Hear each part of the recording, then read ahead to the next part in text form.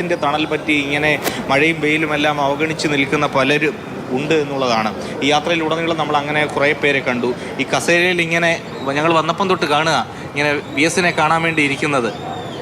അത്രയ്ക്ക് ഇഷ്ടമാണോ വി എസിന്? അതെ, ഞാനൊരു കമ്മ്യൂണിസ്റ്റുകാരനാണ്.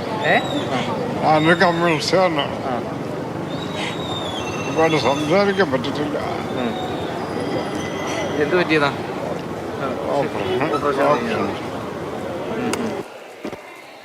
നിൽക്കുകയാണ് മഴയൊക്കെ അവഗണിച്ചുകൊണ്ടല്ലേ? എനിക്ക് കാണാൻ പറ്റില്ലല്ലോ, കാണാൻ പറ്റൂ.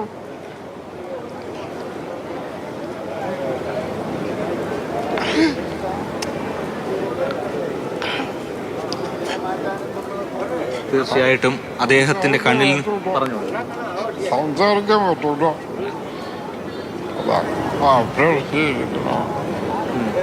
എന്ത് പറ്റിയതായിരുന്നു?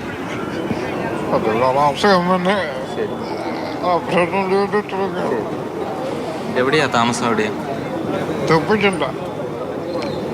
വി എസിനെ ഒരുപാട് ഇഷ്ടമാണ്, ഹൃദയം കൊണ്ട് ഒരുപാട് ഇഷ്ടമാണല്ലേ?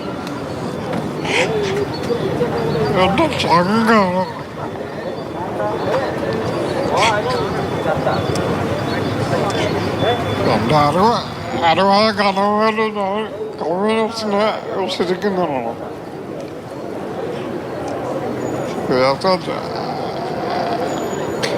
അദ്ദേഹത്തിന് സംസാരിക്കുന്നതിന് ബുദ്ധിമുട്ടുണ്ട്. ഒരു സർജറി കഴിഞ്ഞ മനുഷ്യനാണെങ്കിൽ പോലും അദ്ദേഹത്തിൻ്റെ രോഗാവസ്ഥയെല്ലാം മാറ്റി വെച്ചുകൊണ്ട് വി എസിനെ കാണുന്നതിന് വേണ്ടി വന്നിരിക്കുകയായിരുന്നു.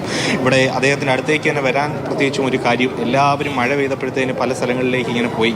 അദ്ദേഹം ഇരുന്ന സ്ഥലത്ത് തന്നെ കുട പിടിച്ച് ആ വി എസിൻ്റെ തണൽ പറ്റി, അല്ലെങ്കിൽ വി എസ് മഴയിലും വെയിലിലും എല്ലാ സന്ദർഭങ്ങളിലും കൂട്ടാണ് എന്ന് വിശ്വസിച്ചുകൊണ്ട് അദ്ദേഹം ഇങ്ങനെ ഇരിക്കുന്ന കാഴ്ച, അത് വലിയൊരു ഹൃദയഭേദമായ കാഴ്ചയായിരുന്നു. അദ്ദേഹം പൊഴിക്കുന്ന ഓരോ കണ്ണുനീർ തുള്ളിയുമാണ് യഥാർത്ഥത്തിൽ വി എസിനെ വലിയ നേതാവാക്കുന്നത്.